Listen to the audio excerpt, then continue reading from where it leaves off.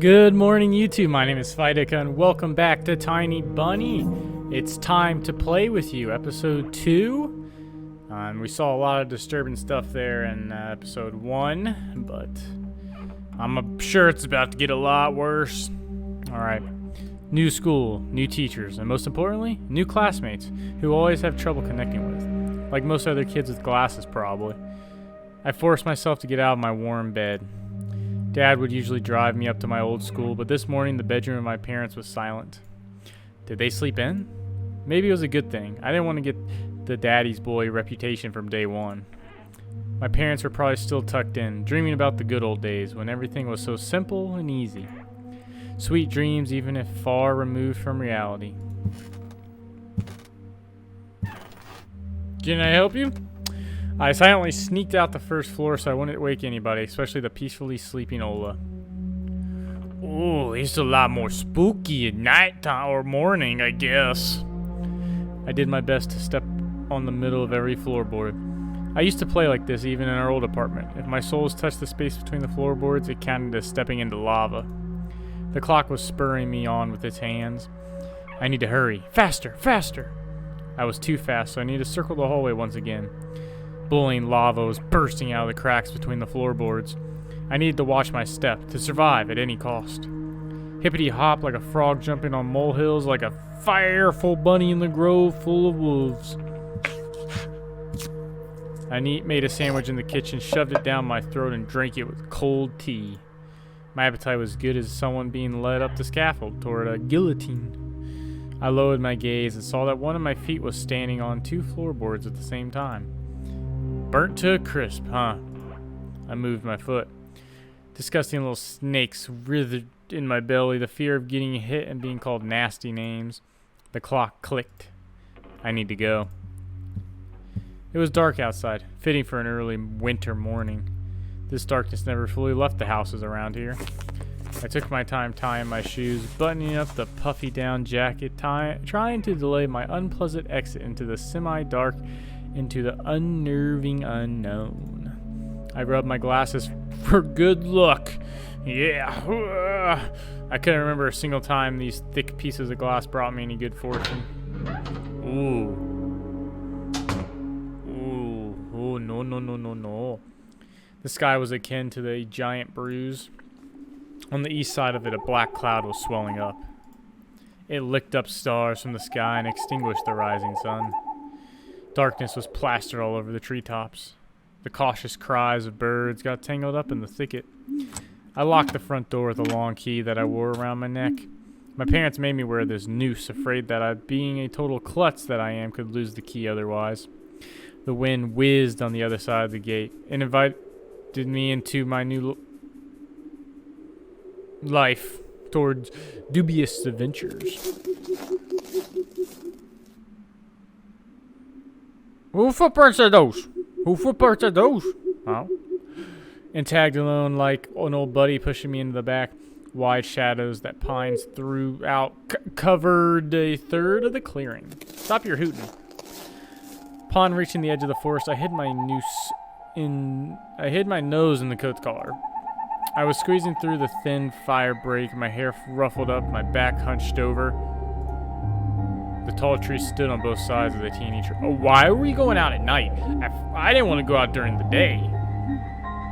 The snowy blanket rustled under my feet, and the canopy of intertwined branches above my head cut me off from the already sparse starlight. The night had no plans of moving away from the forest. In this darkness, trees reminded me of a shaggy old women that smelled of burial earth. Their trunks turned into cracked, wrinkled faces with holes in the middle of them as mouths. If I lost focus even for a moment, mold-covered witches would drag me into the forest's depths. Then my parents would be walking around these parts, screaming my name. But the dead can't answer the living. Oh, God, Granny! Or can they? A sense of panic was growing in my chest. I was fine with Dad carrying me into the school in his hands by now if it saved me from watching the darkness rise up in the ravines like black dough. It felt like someone into the bushes behind me, so I Wait, it felt like someone jumped into the bushes behind me, so I turned. Who's back there? Granny! Is that you, Granny? As soon as I started walking fast, I heard the snow squeak behind me. The forest took a deep breath, like with its giant's lungs. The windfall cracked. The wind and the birds were left behind in the field. Now I could only hear the forest creak. I walked, listening closely, and the unseen presence grew stronger, as if someone was following me, trying to match the pace of my footsteps. Oh! Oh! I turned my head so fast it made my neck crunch. Oh no. Oh, a teeny trail behind me disappeared into the darkness. Tree branches overlapped, forming a natural tunnel. Who's there? Yes, that is the most reasonable thing to say. The question escaped my lips and dissolved in the unending creaking sound of the wooden idols, the pines around me. Why did I think going through the forest alone was a good idea? I definitely would not do that. I advise strongly against that, Anton. I'm either going mad or someone had intentionally... Who lured you over here? You did this on your own. This is on your own decision and your own choices, and you are going to learn like an adult. You have to live with those decisions. Distance lights granted me a smidget of hope. A country road! I ran there as fast as I could, as afraid if the trail would shrink. Clawed hands will grip me by the shoulders, turn me around, and make me look at the faces of the hungry forest denizens. In the end, nobody stopped me. I almost flew into the decrepit wooded bridge, disbelieving my luck. The bridge's supports bathed in the spring tarry and ice cold. I put my hands on my knees and looked up at the forest, then snorted, trying to calm my breathing. The thicket was pretending to be asleep. It looked peaceful, lifeless. The remaining part of my commute lied through a snow-laden road, illuminated by sparse lamplights. I chased away bad thoughts and ran as fast as I could from one circle of light to another, seeking protection from electric lamps. Just like in that game where you need to be the first to proclaim, "I'm protected." It's just in this case that protection was flimsy at best, with darkness withering outside its bounds. Oh, I don't like the slurpy lurpies. Then I noticed something remarkably eerie. In a place where the light from an inclined lamp couldn't reach, a hairy, crooked shadow came alive with a guttural roar. It almost felt like its features deterred light. Its unnatural pose instilled fear. My eyes almost popped out of their sockets. I just stood there, blinking, trying to chase away that illusion. Oh, hey, doggo! But the shadow didn't disappear. Got even closer. My insides were gripped with horror. I stepped back and almost fell out of the snow pile. The black silhouette, on the other hand, straightened up and addressed me in a sweet voice. Sneaking around here, huh? Trying to steal my soul? Words got stuck in my throat. I could be talking in such a silky voice here between the forest and the dormant village. Will you say something, dummy? The cat got your tongue? Alright, I'll bite off your nose then. Oh, no, not my nose, not my nose. I'll teach you that. Not to poke in places it doesn't belong. A girl stood before me, judging from the voice and the silhouette. But I couldn't even re-pyramid myself from getting scared by a girl before noticing a gaping mouth under her hood with something dangerously shiny inside. I was stunned. Oh, from the cavity of her hood, a frightening, real fox face was staring straight at me. It's just her jaws weren't moving, her eyes weren't blinking. Oh, a mask. Okay, yeah. This is what I thought. It's just a girl with a fox mask on. At least I wanted to think that. After a surprise like that, a nervous smile involuntarily crept on my face. I was just going to school, and then you. What about me? Never seen a fox feed a dog? Oh! Hello, little doggo. Hello! And indeed, there was just a small doll circling the girl's legs, one of the strays that were chasing me yesterday, probably. Sorry, I didn't mean to. After hearing my voice, the dog whimpered, lowered its ears, sniffed at me out, and then started wagging its tail. I guess I still smelled of bologna that I ate for breakfast. I was shifting my gaze back and forth from the dog to the girl. She didn't seem scary anymore, just weird. So you didn't mean to, huh? Why are you standing like that? What's your name? I'm Anton. And you? And I'm not. Ooh, I'd rather not see your eyeballs. Hee hee hee hee. She's weird. Definitely had a couple loose screws. But she has a nice voice. My astonishment has turned into a mix of happiness and relief. This girl I didn't know was definitely human, if a bit exotic. I was also a bit angry at myself. This foxy girl was walking through the darkness without a problem, and I shuddered from every little sound. I could just walk away, but this girl piqued my interest. Then the next time a police officer asks me about my friends at the new place, I'll tell him that I befriended a talking fox. Do you live around here? In the village? The fox giggled and purred. Sorry. She spun around so hard the hem of her her coat lifted up. No, dummy. Foxes don't live in villages. So you live in the forest then. Have you been living under a rock? It's obvious that foxes can't survive anywhere near humans. As long as they're foxes. Her jokes were also weird. Yeah, she's a little bit of a character. Yeah, just a tad. Just like the carnival mask, papier-mâché was glued onto it. A dog reminded of his existence with a loud bark. I unfastened my backpack. Dad would sometimes throw food in there without my knowledge. Cookies, apples, or even my favorite crab sticks. He called it a gift from the bunny. The stray strolled toward me in menacing footsteps with a pleading look in its eyes. The fox did definitely treat it to something, but it was probably still hungry. Why are you dressed up like this early in the morning? Going to a costume party? Oh, did I say something? I did not mean to say something. The girl shrugged, throwing silvery snowflakes off her nose, and her human form along with it, turning into a genuine beast. A real fox, agile, cunning, dangerous. Oh, you don't need to be that close.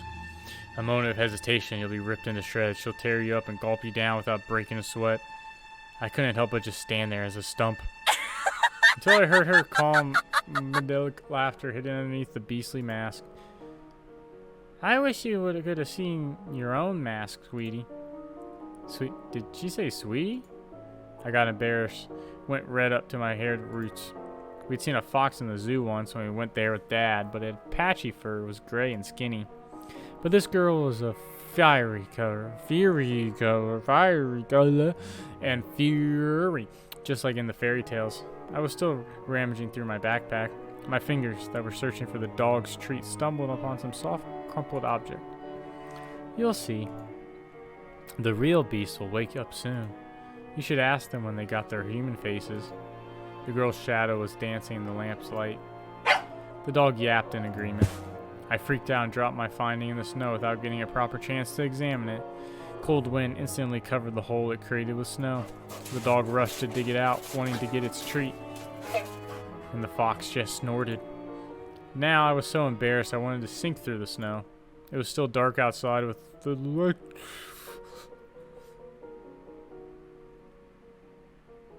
I'm good. Electric circled, and contrary, the darkness seemed even more thick. All neighboring houses were sleeping deeply in its inkness. I did my best to continue the conversation with the weird girl, and I didn't know. So are you going to school? Oh, you are right. Oh my, you are a real dummy. Don't you get it? Well, I was trying to be friendly, but she can't stop mocking me. Yeah, you tell her, Anton, calling me dummy and all. I shouldn't just move along without paying any attention to this weirdo and her stupid dog. Why are you so mean? Don't answer if you don't want to. It's not like I care. Still, something froze me in place, tugged me toward the dark figure. A mysterious appearance, her voice that was velvety, just languid enough.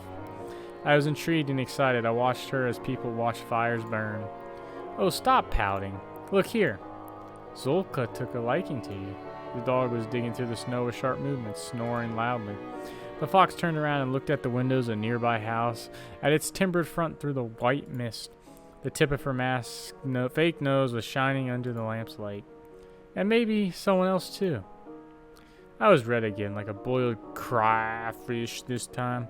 She talking about herself or someone else? hoped that the semi-dark would be able to hide my embarrassment from the girl.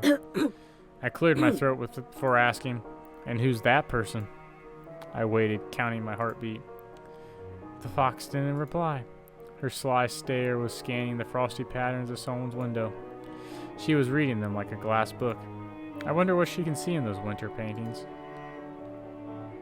The stray stopped, rummaging through the snow. It ran to me, holding my object in its jaws. A mitten.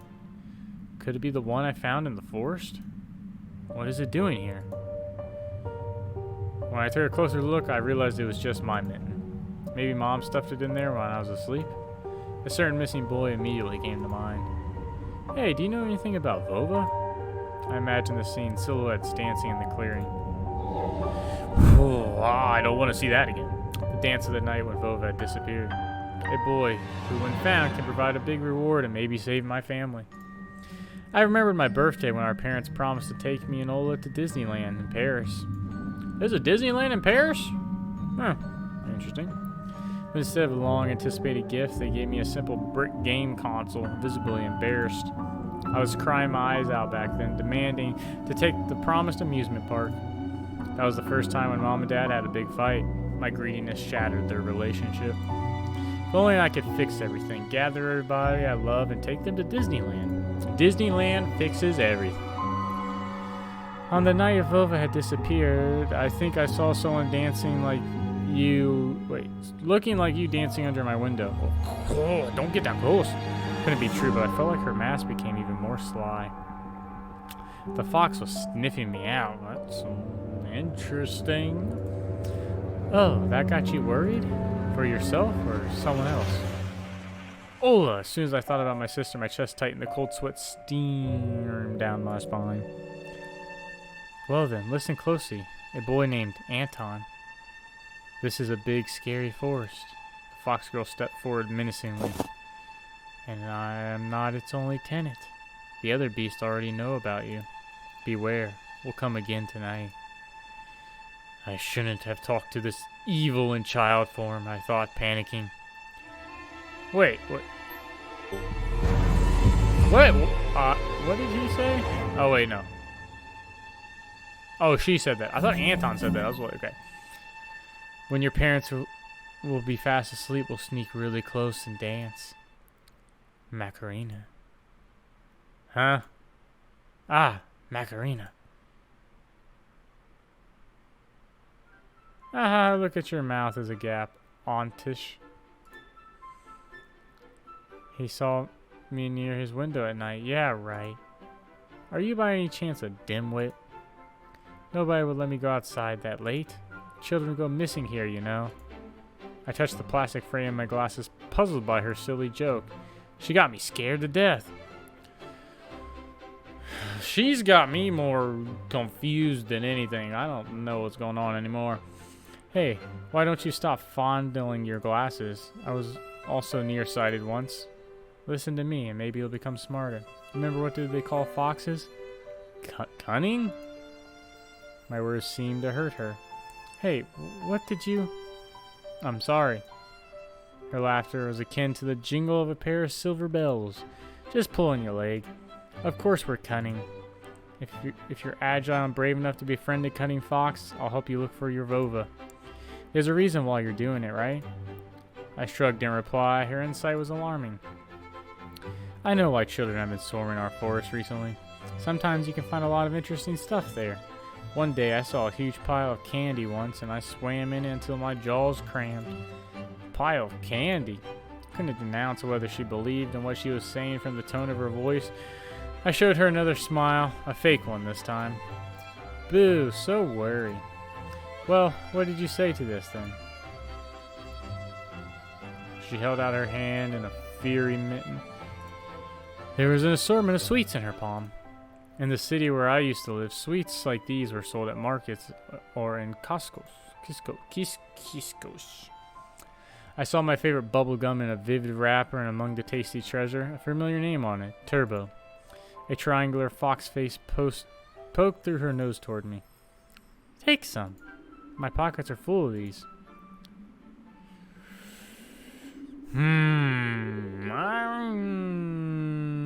I bet it couldn't hurt. What's the harm in a piece of candy from a stranger, am I right? I accepted the treat and catching a whiff of the girl's smell, fur, fireworks, and citrus. The smell of holidays. My fingers tingled while I was carefully unwrapping the gum. Peachy aroma entered my nostrils and something else, something unfamiliar but pleasant. The fruity cube ended up in my mouth. I started moving my molars, chewing the gum. It tasted like your usual Turkish gum, only my tongue went a bit numb. I couldn't believe my luck opening the insert. I looked at a Mercedes-Benz, an extremely rare and hence desirable collector's item from any boy from my previous neighborhood. My heart skipped a beat. I was barely able to tear my eyes off the insert, still stunned. This is... Now do you see what can be found in the forest? Still, I wouldn't go there alone if I were you. You get so flustered over simple bubblegum after all. Imagine what would happen if you find a travel case worth of these. It'll surely blow your mind. Unusual treats, just like everything else about her.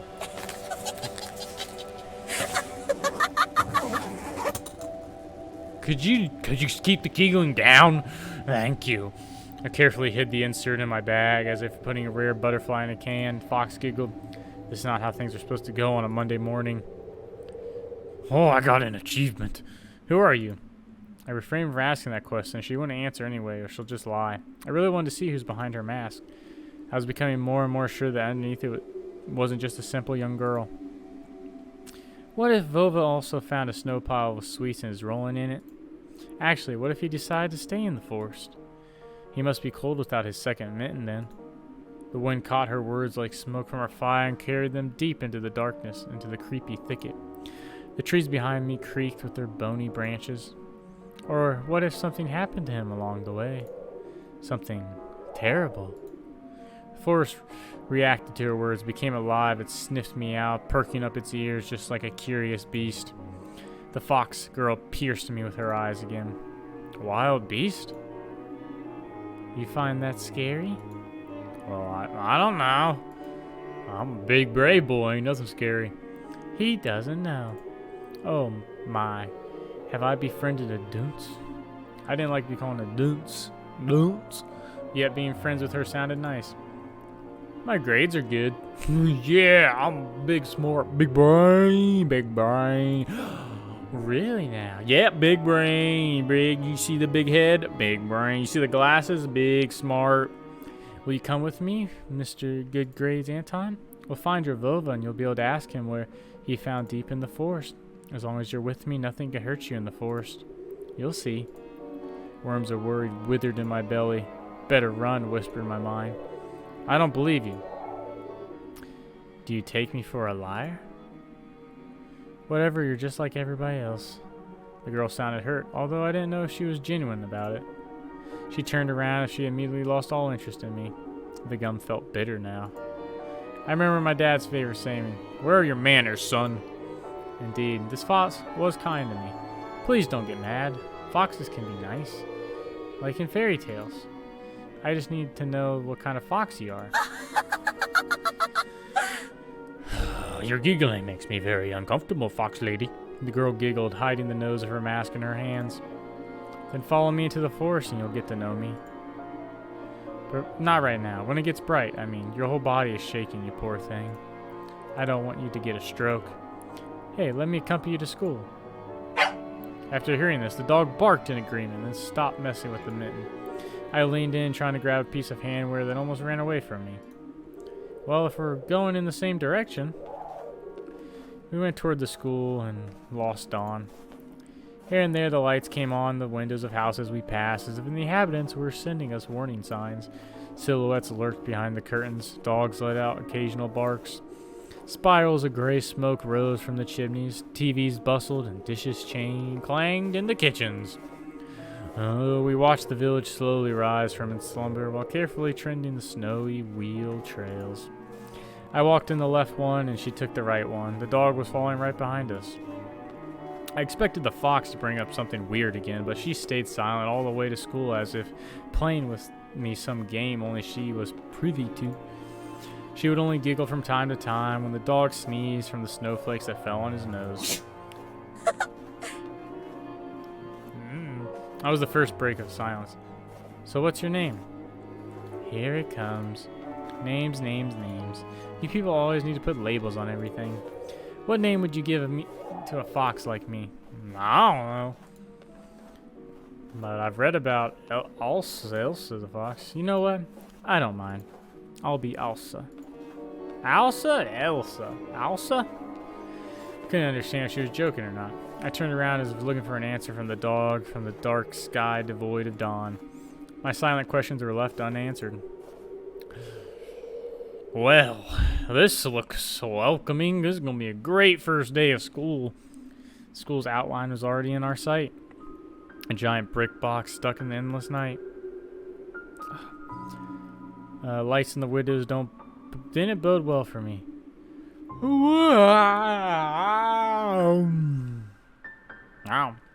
The warden trees were guarding the schoolyard. Screams and childish laughter, and someone's whistling tore up the silence. I went here with my mom when we just moved in. The place looked cozy at the time. Empty corridors that smelled of polished, puffy snow outside.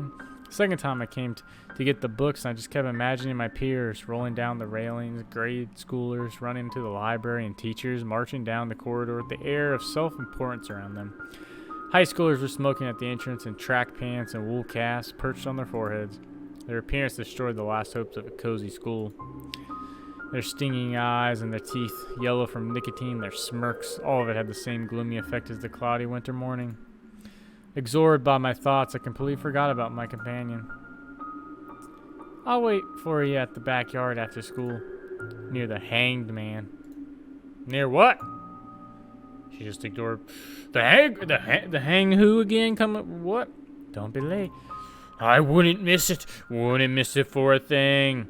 Blowing hot and cold again. Mom always said that when I have trouble choosing between two options. Thinking about Mom helped me reply. I'm going straight home after school. Well, Aunt Tasha, I'm going to let you off the hook. But the others will creep up to you with their smiles and sink their teeth into you. Won't be able to shake them off as easily. Remember my words. What the fuck was that? The fox opened her mouth in a wide yawn. What kind of trick is this? Someone running in the distance called out my name. I instinctively turned around.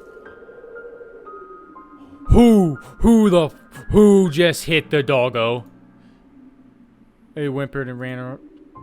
The darkness devoured it. The fox girl was also nowhere to be seen. She dissolved into the frosty air, or she hiding in my shadow. I gulped and swallowed the gum. Unlucky. Who that? Who breathing?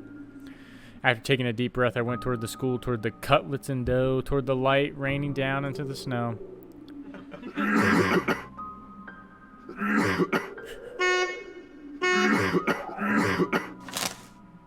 Oh, this all sounds so lovely. Okay, we're going in. Sure, it won't be that bad. School. When are they ever scary? I could hear muffled voices behind the door, saw blinking lamps. Darkness creeped along the windows, and it felt like school was drifting in an open space like a lonely lost spaceship. Pakchinayaka, Jakpinchakop. Going up to the second floor, I noticed a crowd of notice board. Everyone was taking part in the lively discussion. I moved closer and took a look at something everyone was interested in, the wall backpacks. There was a piece of paper, something printed on it and glued on the left side of the notice board. Oh, so Mr. Parsons, Miss your boy. What? Child missing. Vova Matica. That was his name. 4th grader. On that grainy print, Vova looked dead, with a black mouth and dark, empty eye sockets. Could it be that the darkness dwelling deep in the forest invaded his pores and mutilated his face? A plastic toy gun couldn't protect him from the whispering branches and the howling wind. Empty eyes and the lost boy pierced through my soul as if pleading. Unable to meet his stare, turned around and rushed to the window, took a seat on the windowsill. Oh, this looks lovely. Oh, Yes. The corridor was slowly filling up with children in groups of few. Nobody paid me any mind. In the darkness of school, child voices were hammering nursery rhyme. Children. For the fox and for the bear, bunny tasting meals prepare. I turned my head toward them, trying to get a better look at their features, but my attention was stolen by a loud clicking sound. A female teacher marched down the corridor with her chin raised high. Her heels were hitting the floor like a miniature hooves. Who that? Who this? Eyebrows on fleek. The girl was trailing every step. She was also looking pompous, stopping along the way, whispering some secret in her friend's ear. She was probably a class rep since she was carrying the attendance register book. Ekaterina, take this, please. The teacher opened the classroom door and the crowd of children swarmed in, screaming and pushing. Boy, you got some acne, man. You got pimple face. We'll call you Big Pimples. Out of all of them, a tall, red-headed, fat boy caught my attention. His face was full of blisters. He looked like the insides of a pomegranate. Bad feeling risen up on the back of my head. I've seen boys like him before. Unsettled eyes, cackling laughter. The girl who was a smaller copy of the teacher warned the boy with a wave of her hand and entered the room through the clearing of the crowd. Some other guy stood in the way of the crowd, and the redhead immediately shoved him. Move your legs, moron. The bully flew headfirst, flailing his hands, trying to keep his balance. Fatso! Yes, that's exactly what you are. Burst out laughing. A couple kids joined his nasty cackling. Their laughter sounded like someone was snipping with huge garden scissors. The classroom sucked all of the kids in. The corridor stood empty. I wanted to grow roots and stay on the windowsill.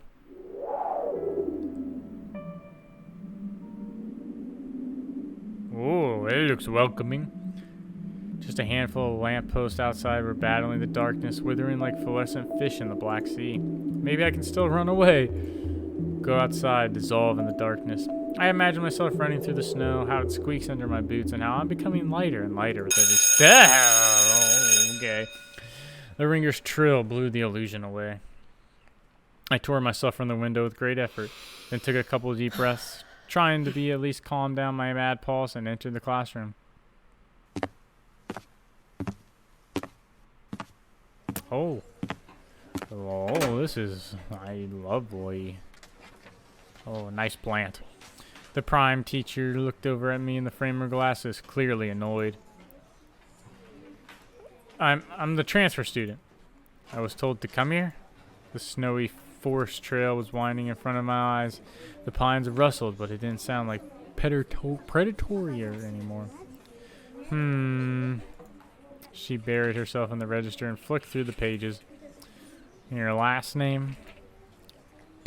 Petrov. Huh? What are you mumbling there? Say it clearly. Petrov. You're not on the list. She measured me up with a long and heavy stare as if trying to see if I was lying.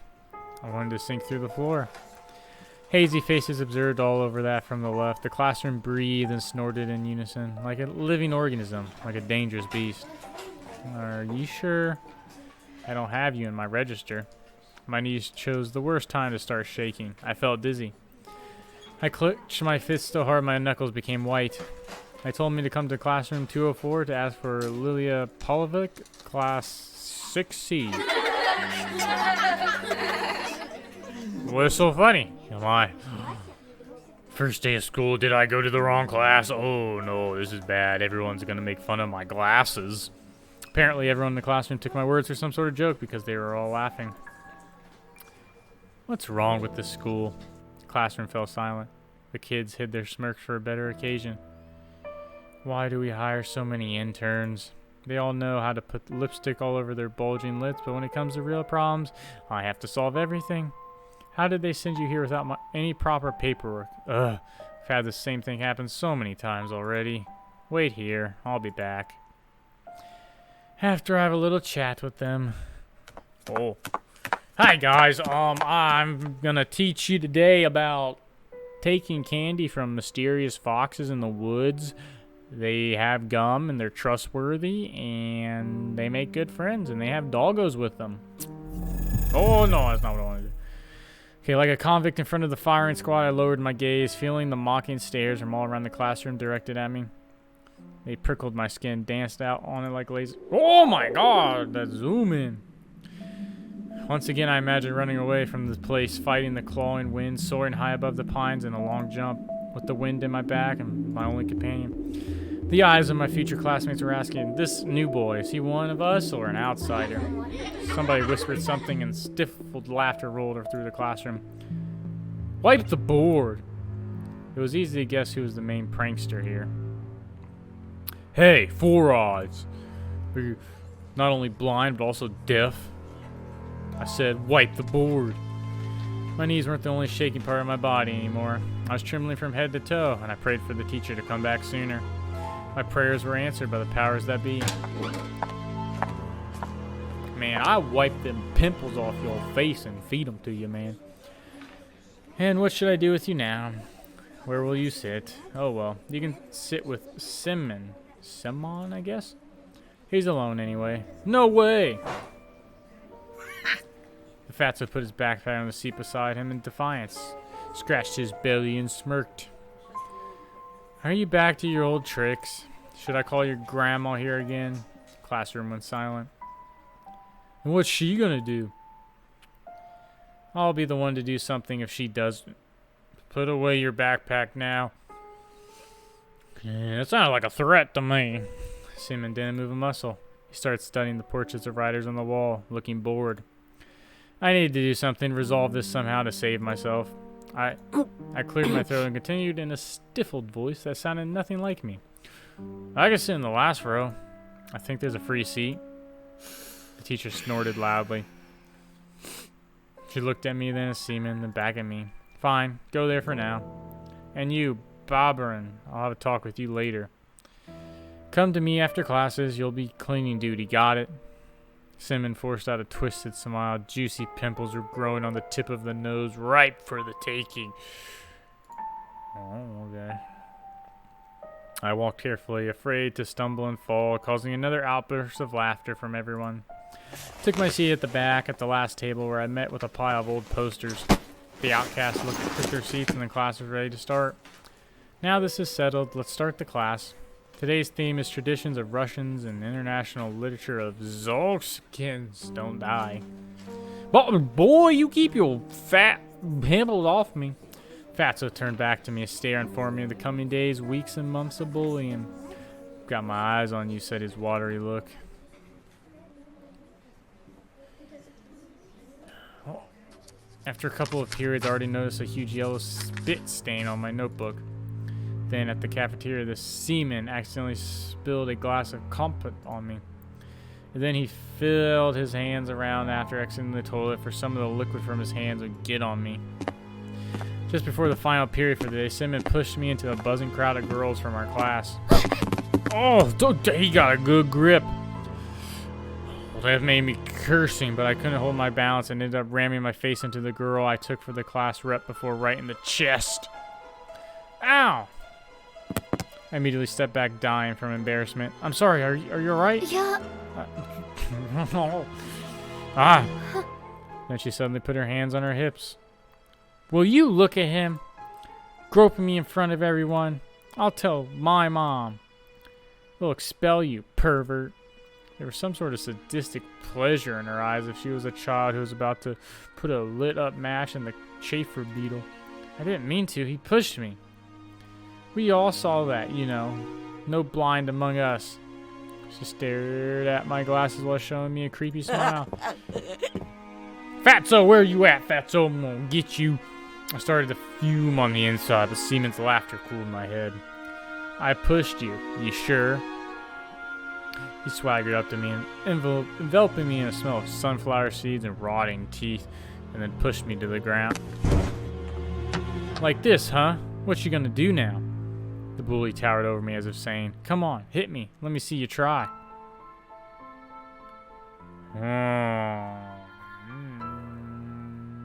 Beat Fatso's ass. Listen, you. My throat went dry, my lips were moving on their own, and my voice was akin to a stifled squeal.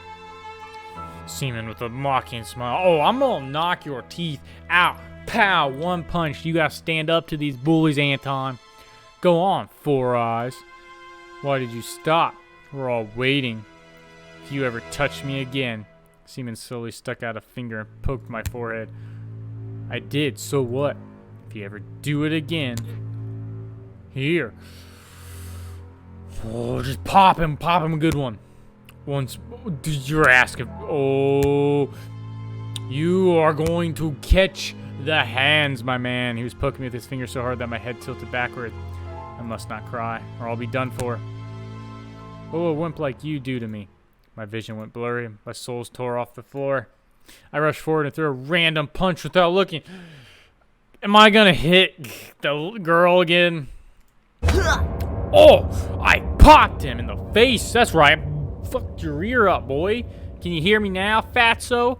What I saw in open eyes was beautiful and horrifying at the same time. Seaman was holding his ear, blinking in amazement. Was I the first person to rebel against his absolute rule? Stop it! Oh, I needed to run, but I was already surrounded by the cronies. Lilia Pavla. Petrov just hit Byron. Seaman's cheeks grew even redder and pimples even whiter like the heads of larvae, but a smile flashed on his face that was only noticed among his comrades. Oh, he got really close to me. The smell of rotten teeth rushed over me. You are fucking done. Boy, you come up to me again, and I'm gonna clap you to the floor, man. Pop your teeth out. Feed you your pimples. His voice was evil and dangerous, like someone tore off the lid of a kettle with boiling fat. I was waiting to get hit, counting the thumps on my heart and guessing where his fists will go. The solar plexus, the jaw, the nose. But he just turned around and walked off. A thought, cold and sober and extremely rational, popped in my head. I'm going to get killed today. Yeah, it's been a pretty good day at school, I think. I think I accomplished everything I needed to do. I was late to leave the school after classes on purpose. Seaman didn't attend the last period, so I was hopeful. What if he decided to dodge the cleaning duty and ran home, forgetting all about me? I heaved a sigh of relief like someone on death row whose execution was delayed by a day. But I didn't let myself forget his tone, his vengeful gaze, and his scary, electrified smirk, while the other students were leaving the school, laughing loudly. I was pretending to skim through my books near a window. I was standing outside, nervous. Seaman was nowhere to be found in the front yard or near the school gate. I didn't really believe I was this lucky, so I decided to be extra cautious and stay for some time in the corridor that was gradually getting less crowded. All of the bustle moved to the first floor. There was a skeleton peeking out of the biology classroom. Some jokester put a cap with the American condor on its head. The sound of running water were coming from the bathroom. I was the only person left in the whole school. I'm not alone, a sudden thought came to me. I remembered the missing boy. His portrait was on the notice board near the schedule. I remembered his smile. It's not what they looked like before. Him looking at me and the fact that he mostly likely is already dead. Hello?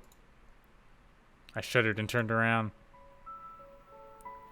Hello, Dad. Is that you, sexy fox lady? At first, my eyes stumbled upon the black violin case. Then I noticed a girl from my class was holding it. Hello there. She sat on the first row of the second column. I could swear I caught her looking at me a couple times. And I was sneaking glances at her myself. Sometimes it just feels nice to look at something pretty. The spring, the sky, or a girl that's not in the crowd and laughs at Seaman's jokes. And she wasn't whispering the dirty laundry of other people to Katya. She's been all the breaks just like me, staying in the classroom or looking in the window or drawing something in her green notebook. Hello. I turned red and pretended I was studying the pattern of the wooden floor. It was cool, the way you hit him. It was just an accident. Almost. I started shoving books in my backpack to at least put something in my hands. Seaman wasn't like that before. He also transferred here just recently. His grandma told me that it almost felt like he went mad. Even the upperclassmen fear Seaman, did you know? But you're different. You're brave. Mm-hmm. Hell yeah, I am. Look at us. Picking up ladies on day one. I think this was very successful. We have 2 lady friends now. Fox lady and whoever you are. Me, brave? Yeah, I'm brave. A hero that's been standing there in the hallway to avoid a beating. I am big brave boy. Strong brave boy. A girl looked at me with her clear, attentive eyes. Do you live over the river? In the wooden house? Yeah. Must be scary living there. And you also have to cross the forest? I want to be able to do that. I shivered at the mention of the forest. I thought of intertwining branches of a snake like a trail of endless darkness that spread like mold among the crooked trees. So I straight up lied. It's not that scary. What's so scary about it for you? She smiled after a brief pause, as if brushing off a daydream. Well, actually, never mind. My name is Polia, by the way. Polia? I'm Anton. I already know that. Hey, Anton. She stumbled as if trying to decide whether she should continue. What are you doing after school? Oh, we could be doing whatever you want. My chest felt prickly after her innocent question, yet somehow it felt pleasant. Nothing much. Why is it so dark? I stumbled and didn't finish my sentence.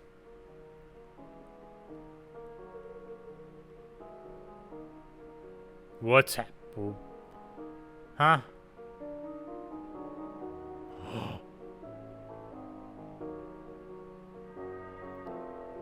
Oh, Alicia's predatory smile flashed in front of my eyes. Her playful eyes and the slit of the mask were probably just a product of my imagination, though. What if that fox girl is waiting for me after school, or just another of her weird jokes? I wonder if she's hiding a big red tail under her coat. I suddenly got covered with beads of sweat like after a PE class. I wanted to take a shower as if thinking of the Foxy girl made me dirty, soiled my clothes, lured me into the forest's embrace.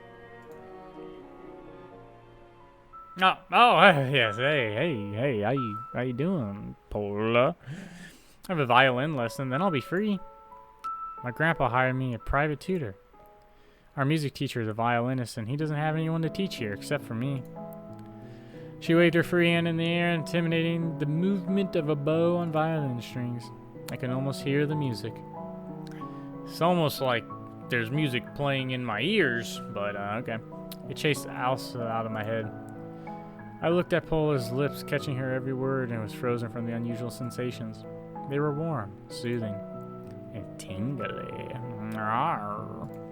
Felt like I was very small, and the feeling were immense, and they couldn't fit inside me.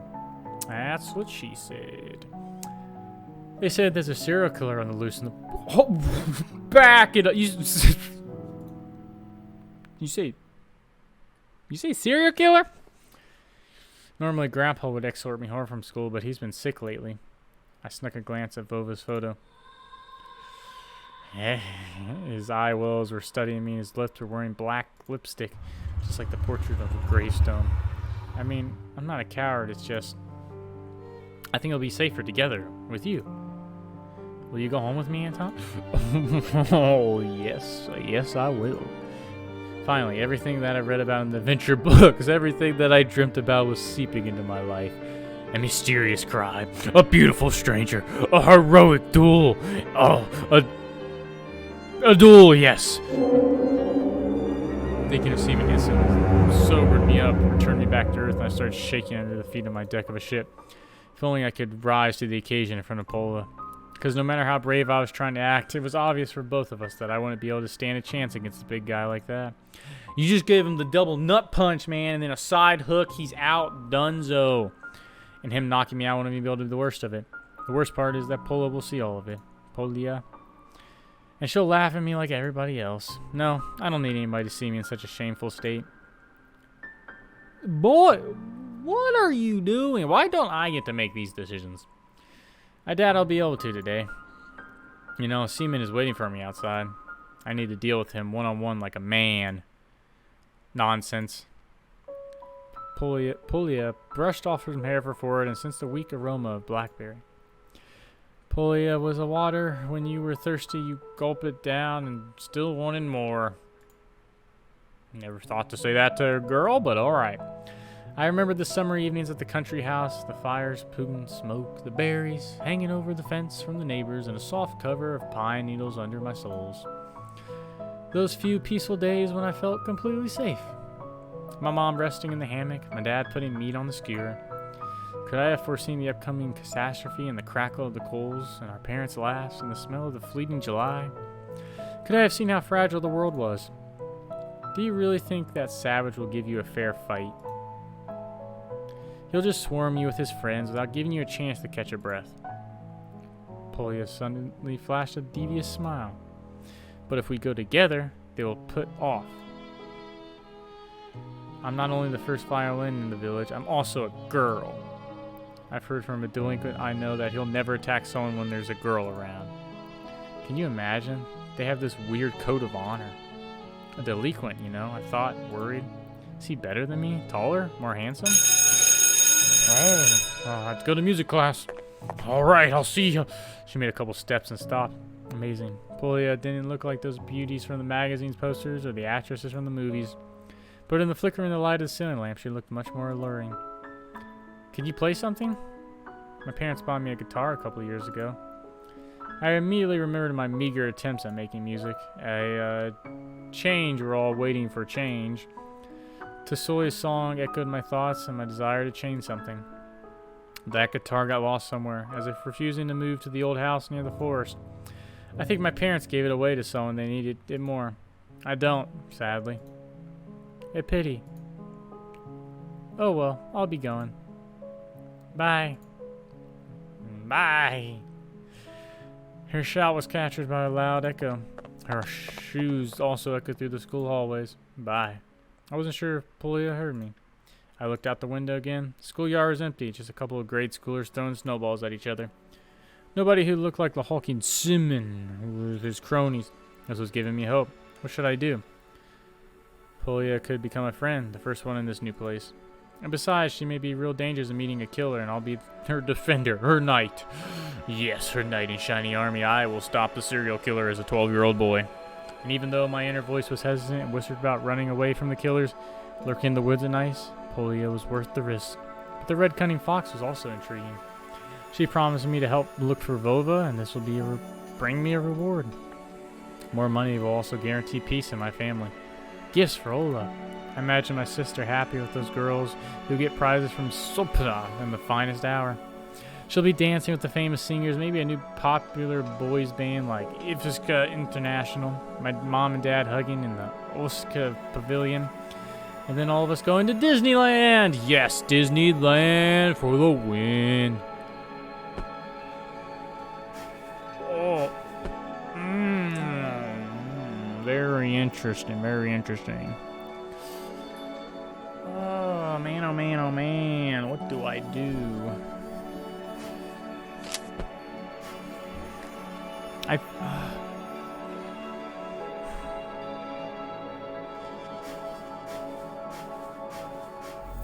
Alright guys, well that's all the time I have for this episode. Hopefully you're enjoying this tiny bunny game. It's really interesting, really disturbing, really weird, but you know, if you guys do enjoy the video, make sure to drop a comment down below what decision you think I should make. Should I go with Elsia or Polina?